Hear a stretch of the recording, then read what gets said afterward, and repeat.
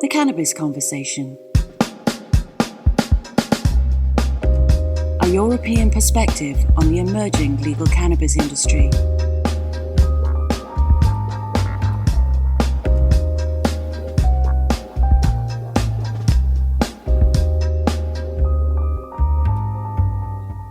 Welcome to the Cannabis Conversation with Anuj Desai, where we explore the new legal cannabis industry by speaking to the professionals that are helping to shape it. Hope you're all well and enjoying the last days of summer. Kids are back to school, so I'm certainly happier now. Been an interesting week on the news front, as ever. A couple of stories to pick up on. First one being that Panama is set to legalise medical cannabis. It's currently awaiting presidential approval. Great news that yet another country is coming online, and also in particular last week's guest, Sandra Carrillo, has been instrumental in helping bring this change about, so huge congrats to her and her team for all their efforts. The second one is a case in Germany actually relating to CBD flowers. This is becoming an increasingly popular product in Europe, but is actually still illegal in most jurisdictions. There's a company called Hanf Farms, which is taking the German authorities to court after they refused to allow the sale of CBD flowers. Sadly, often the best way to make real change is through the courts. So if this is successful, it could really open the industry up further. So fingers crossed on that front. On a personal front, things are getting busy at Canvas after the summer break. We're helping a variety of clients. On the strategy side, we've been helping a couple of businesses with their European market entry. And on the fundraising side, we're seeing some great early stage businesses who are looking for help getting funded. So if you're in need, either strategy or fundraising, please do reach out. You can get me on anuj@canverse.global.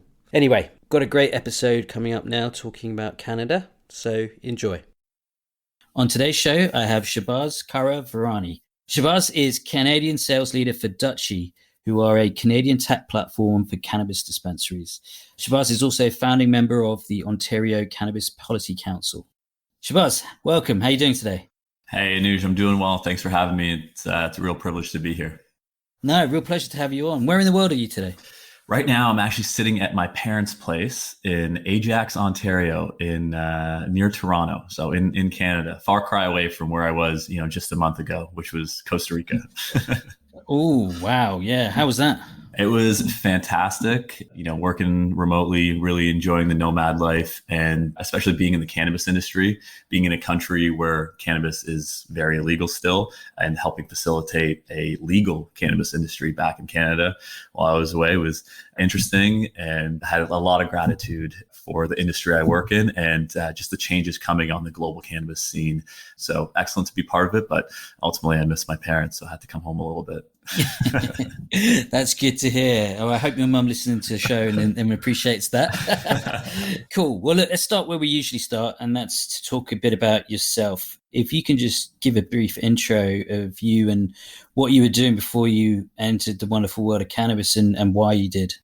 Yeah, sure. So before I entered the wonderful world of cannabis, I was doing two things. I was working for Salesforce, which is, a global CRM and tech platform that's doing, amazing things, helped with the vaccine rollout across the world. And, I was just doing fantastic things. So I was there for 6 years, and simultaneously I had been playing professional beach soccer with the Canadian beach soccer team. So a mix of those two things, pre my entrance into cannabis was where I focused my time. And, for the last 3 years, I've been in cannabis since then. Fantastic. That's great. And what was the sort of thought process behind getting into the cannabis space? And, did you get any funny looks, any stigma attached to making this bold move? Absolutely. So my parents are originally from East Africa to Indian ancestry. So my parents were born and raised there, spent their whole life there. Cannabis was very demonized. In my family, I have an uncle who's an alcoholic, a great human being, but, suffers with problems with alcohol. And, growing up, it was always such a misconception that he was consuming cannabis to come down off the alcohol and sober him up. But it was misconstrued that the cannabis was actually making him, a little bit more crazy, as they say. And so I grew up with a very negative perception of cannabis coming from, the background I did. And, when I was about 19 years old, instead of, taking Adderall before a big soccer game back at university, or, drinking a shot or a beer like some guys used to do on the squad, I started to learn about cannabis from a focus and creativity perspective, pre-game focus, post-game recovery. And so my entrance and my love for cannabis really came from my opportunity to leverage and learn about cannabis with sports. I mean, it wasn't always, the greatest A/B test, but it definitely helped. And so one of my passions is definitely exploring cannabis in sport.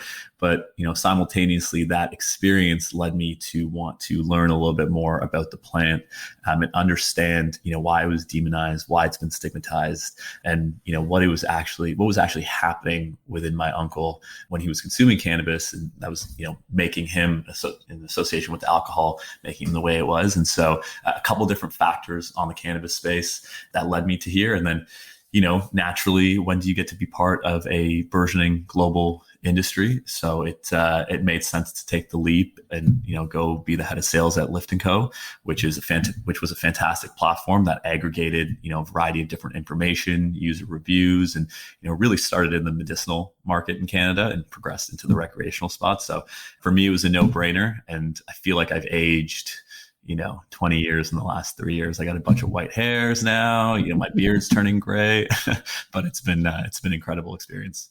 Yeah, it happens to the best of us, my friend. Don't worry.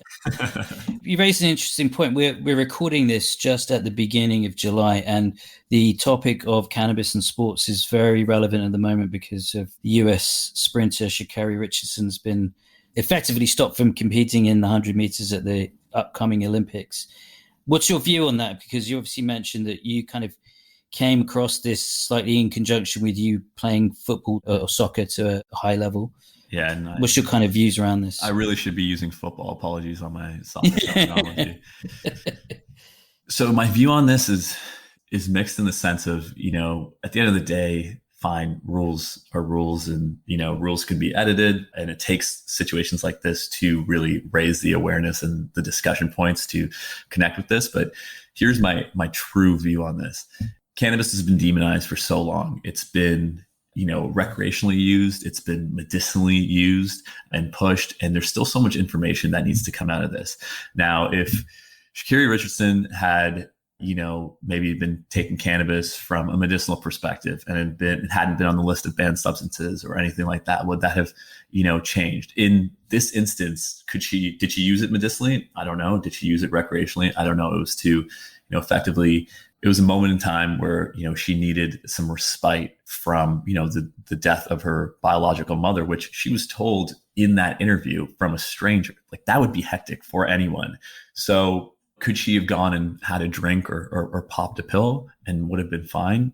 Absolutely. Right. She would be running that race and, all of this news hadn't come out, but because she had cannabis and it's been on the list of banned substances, because it's been demonized and not brought to the forefront, makes this a really, really challenging perspective for everyone. But I'm not happy it happened to her, but I'm happy it happened for the industry, because these are the types of things that need to happen to raise these discussions. And, in truth, we all know how bad alcohol is for you. We all know how bad opioids are for you, how bad cigarettes are for you.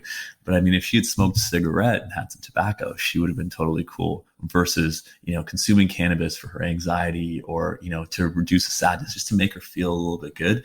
And she was punished heavily for it.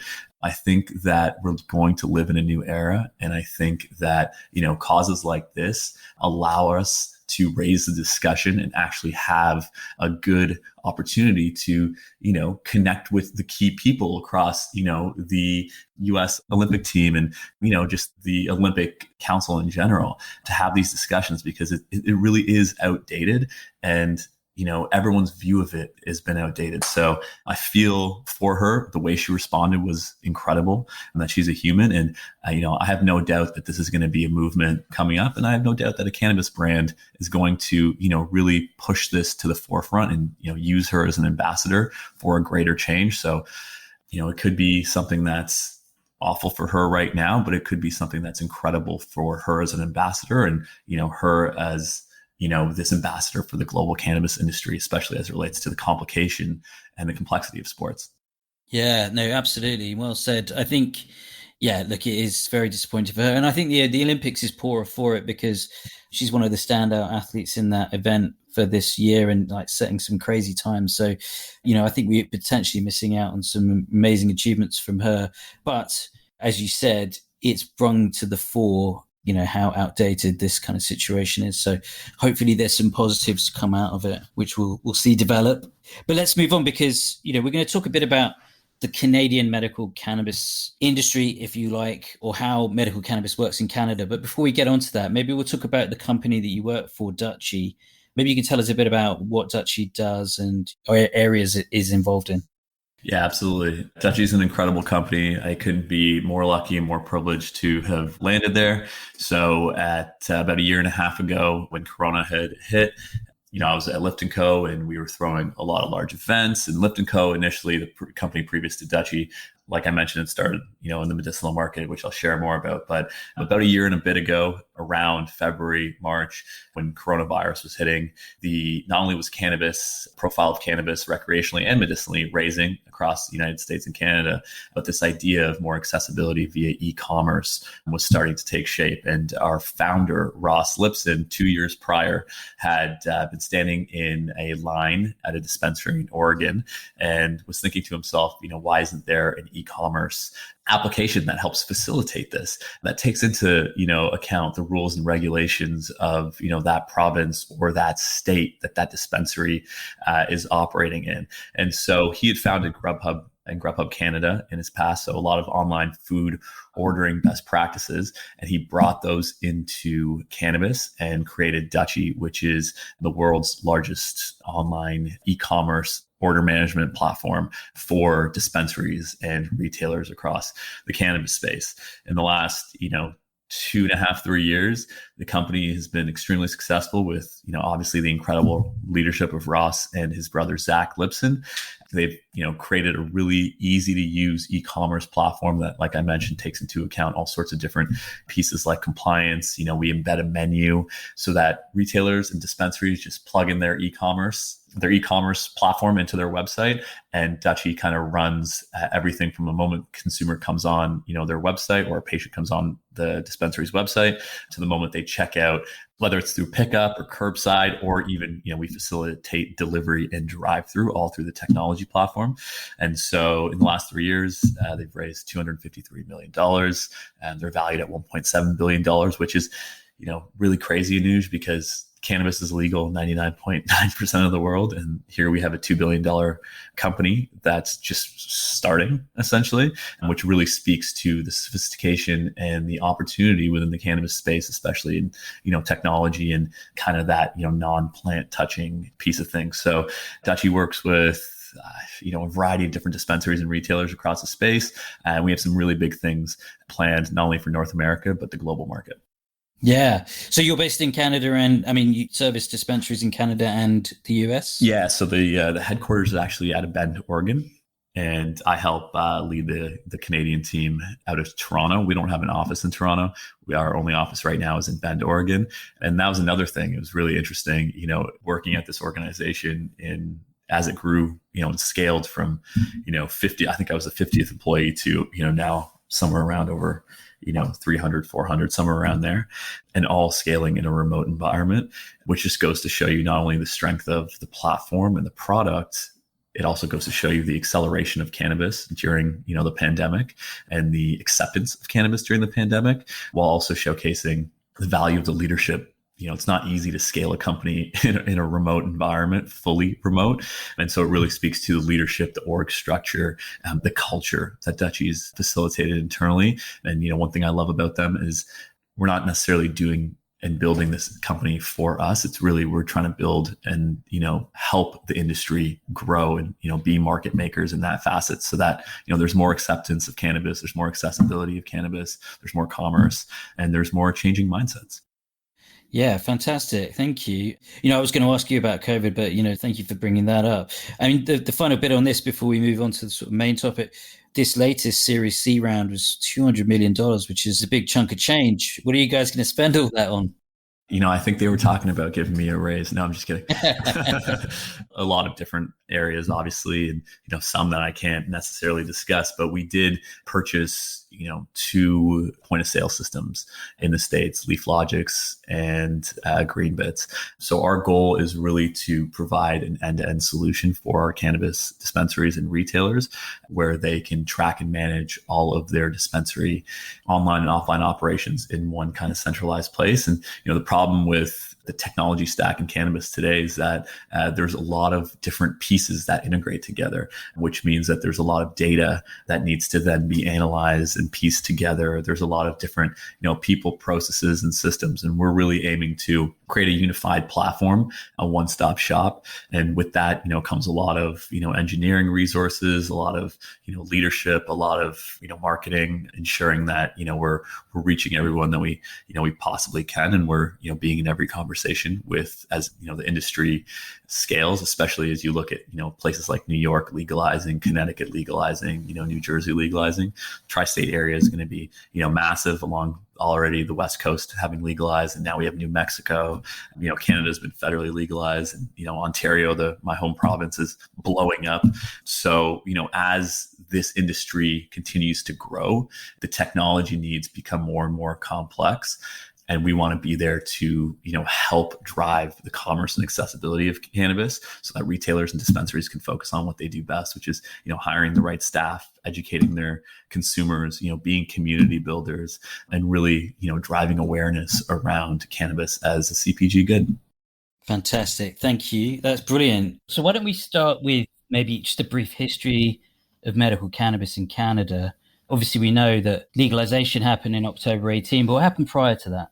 Sure. So, without getting too into the nitty gritty details, we had a lot of trailblazers who, helped drive the Canadian cannabis movement from, back in the late 90s. And there were some, increasingly big cases for, medical cannabis around, epilepsy and driving that forward. And so in 2013, cannabis got legalized medicinally in Canada.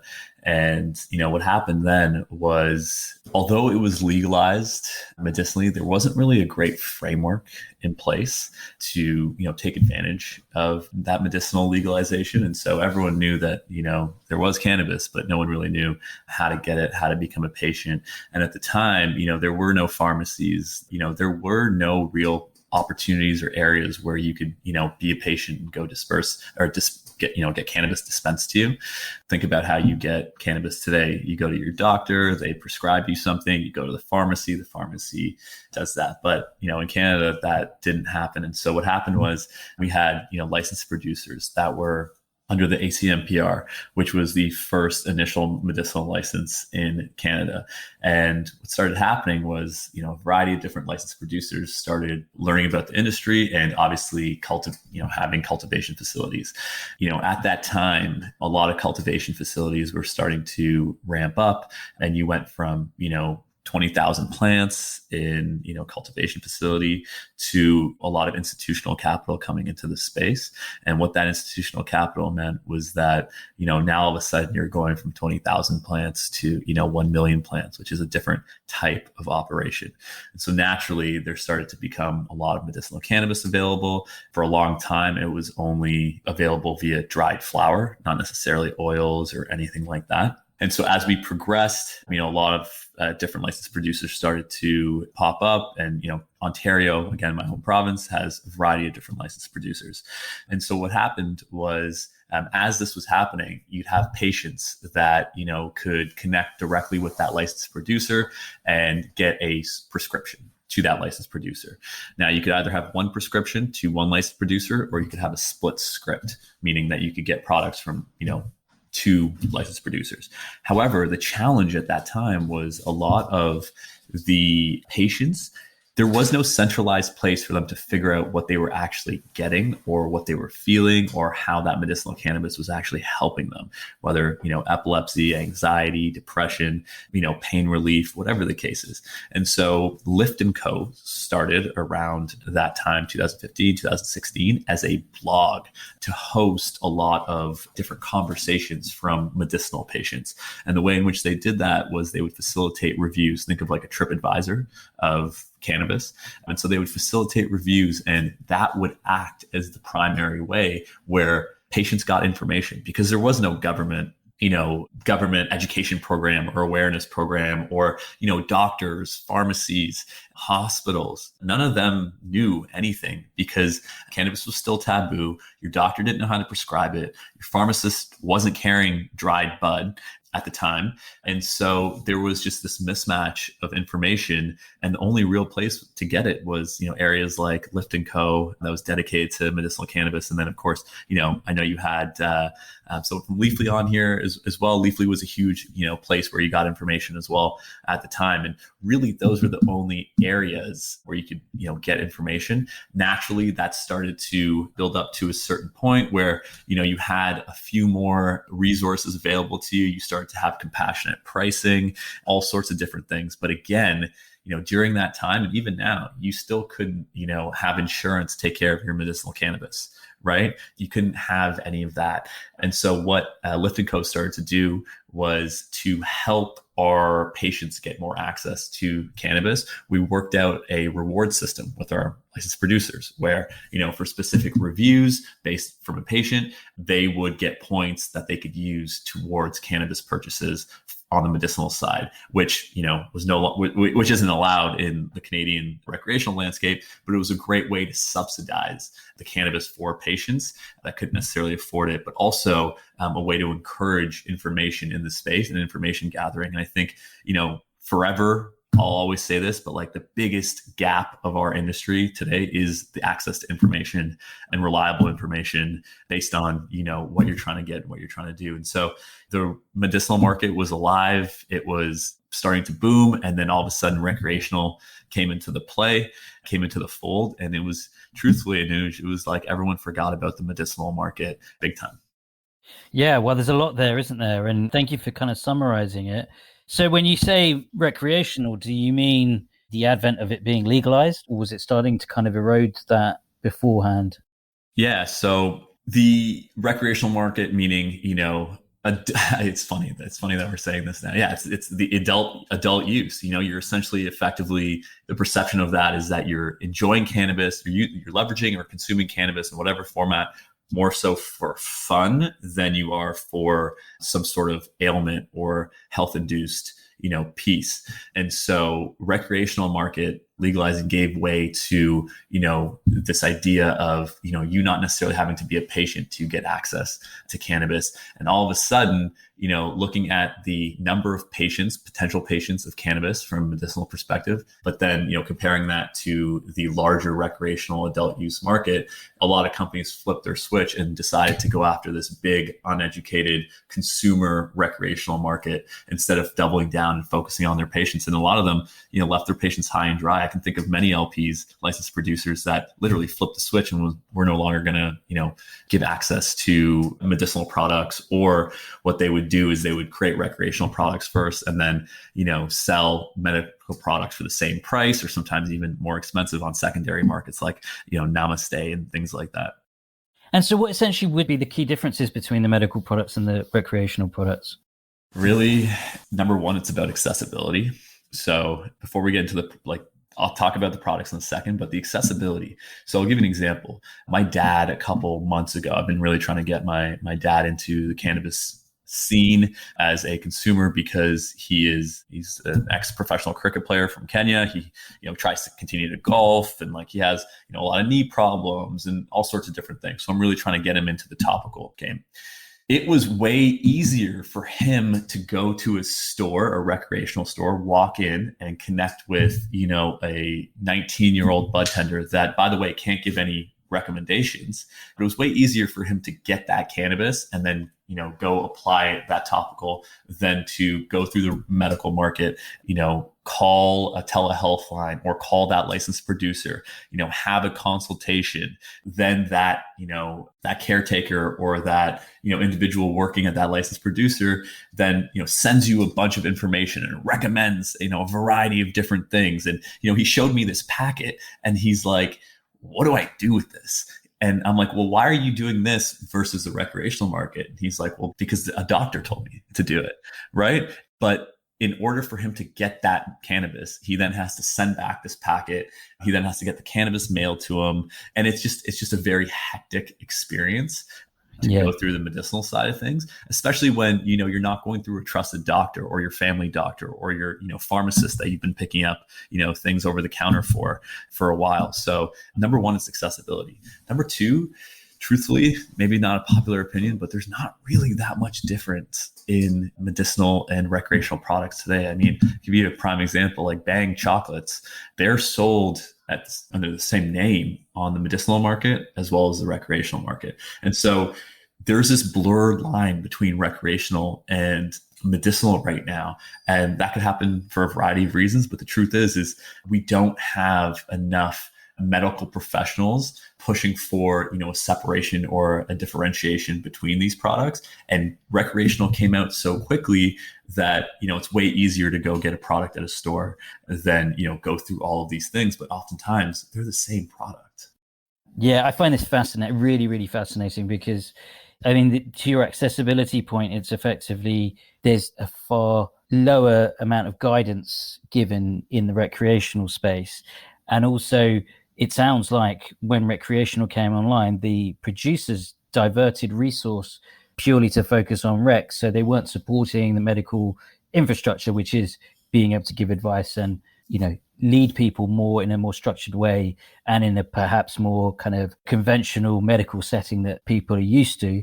It was all kind of either go to rec and understand it there and figure it out for yourself, or there's nothing kind of helping you on this side.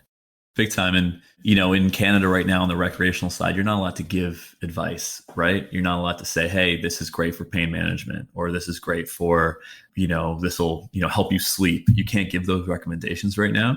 And so if you can't give those recommendations, but someone needs something, that evening or that day, and they're looking at it as a medicine, they can approach it from the perspective of, I'm going to go into this cannabis store. I'm going to try and ask this budtender or this retail sales associate if they give me the advice. Perfect. If not, I'm still going to try this. I'm still going to try this product. But you don't know. You don't know if that's going to actually help you in that endeavor. And my biggest qualm with the recreational market is you're not allowed to speak in Canada about utility of the products. You're not allowed to say this is, the utility of this. This is the outcome if you, have this in this manner. You're not allowed to also speak to it in terms of a lifestyle. So it's effectively a tale of two areas where either, hey, do I go to the medical market, have to go through all these challenges, have to just complete this massive form and this massive packet and get mailed my pieces, or do I take my chances in the recreational market, talk to a 19, 20-year-old budtender who potentially knows a thing or two or potentially doesn't, and see how that helps? Because, the biggest thing that a lot of people aren't talking about in both markets is like dosing and consumption methods. And now there's a million different ways to consume cannabis. There's beverages, there's oils, there's topicals, there's, vapes, there's bath bombs, there's lip balms. Like there's so many different things and different ways to consume cannabis that really it's really hard to make a distinction between the medical market and the recreational market. But simultaneously, Anuj, there's also this third market, which is the illicit market. So all of a sudden, am I going to get 10 milligram edibles from a recreational retailer, or am I going to get 10 milligram or 100 milligram edibles from, a medicinal licensed producer, because they have different regulations in terms of strength of, edibles and milligrams and things like that? Or am I going to an illicit market shop down the street and I'm getting 250 milligram edibles, right? Because that's what my friend told me about, at our Sunday golf game kind of thing. So there's just so many different conversations happening, and there's no way to separate the blurred lines of it all without a true government awareness campaign. So all of a sudden we went from cannabis is illegal to now we have 3 different ways to access cannabis. Well, maybe we're trying to do, we're trying to approach the same outcome with all 3 of those ways. Yeah, look, I mean, it's a massive topic. I mean, in Europe, obviously, we're much more medically led, and that inevitably means a very tightly regulated kind of structure and pathway to get something to market. And, frankly, if you're a business and you're looking at the two pathways, there's one which involves a lot of paperwork and, expensive testing and data capture to sort of validate your claims, or there's the simple way, which is the recreational way. So, I guess this is what's happened in Canada is a kind of fallout from that. For sure. And I think that, looking at, in my perspective, I believe cannabis is going to be global, and I think it's going to be global medicinally first. You have, Uruguay who went recreational and then medicinal, and, you have Canada who went medicinal, then recreational. And I think, for other countries looking at how to really go about legalizing cannabis, you have to go medicinal, but own that market first and make sure there's a clear distinction between, medicinal and recreational, and whether it's, the way in which people buy, the accessibility. I mean, even, having pharmacists train, doctors learn about, there's not really like a centralized place for doctors or pharmacists to learn and train and understand cannabis. There's a variety of different studies, but there's no one place, and it's not included in a lot of trainings, or, there's just not something that's really talked about in a lot of markets. So I think it's, really have that clear distinction, and don't forget about the medical market once the recreational market comes along, because it's really easy to do. Essentially, there's, more total addressable market. There's more consumers. There's more situations where you can consume cannabis, non-medically, or rather recreationally than, potentially medically. So you nailed it when you said, the business aspect of it is, if you're looking to be in this industry, what's the fastest path to ROI, right? Yeah, and I wonder if it's a bit short-sighted, though, and the business decisions of the LPs in Canada have been questioned a number of times.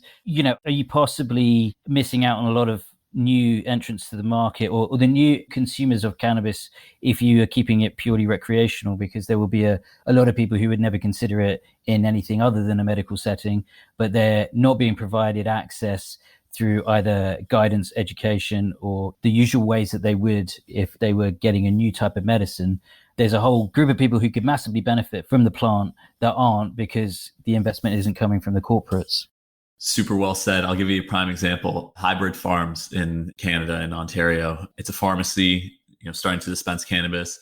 Potentially could have some of the same products as the recreational market, but my mom is 1,000 times more likely to be open to consuming cannabis if we're going to a pharmacy and she's talking to someone with a white coat who has, a PhD, right? Versus going into a recreational store. So yeah, I think the barrier to entry needs to be, within the medical space first before we can really start to, drive it out to the recreational side. But simultaneously, I still feel like those two should be kept separate. And I think the blurred lines, and that's, going back to our initial conversation about, Shakari Richardson, and could it be argued she was, leveraging cannabis from a medicinal perspective? Right? Yeah, absolutely. Right. Even like you look at things like the NCAA, right? If guys are consuming or girls are consuming, athletes are consuming cannabis recreationally before a game, that's cause for concern. But if cannabis is being used as a deployment to substitute out opioids, right? Does that still fall under the same kind of legislation and conversation, right? And it's so complicated. It's so complicated. So complicated. We barely scratched the surface today, but thank you for giving us, the high level on how it's kind of played out in Canada, and there's so much more to happen. So Shahbaaz, thank you for joining me today. It's been super interesting, and definitely would love to have you back on at some point to sort of talk about how it's all evolving. Thanks for having me, my man. Appreciate it. Thank you.